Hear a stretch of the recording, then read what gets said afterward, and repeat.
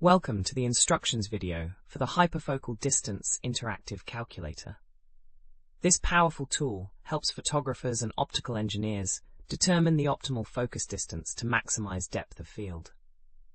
By calculating the hyperfocal distance, you can ensure everything from a specific near point to infinity appears acceptably sharp in your images. To use this calculator, you'll need to enter three key values. First, input your lens focal length in millimeters, for example 50 millimeters for a standard lens. Next, enter your aperture f number, such as f8 for a typical landscape setting. Finally, input the circle of confusion value, which depends on your sensor size. For full-frame cameras, use 0.03 millimeters as a common value. Once you've entered these parameters, click the Calculate button. The calculator will display your hyperfocal distance, showing you exactly where to focus your lens.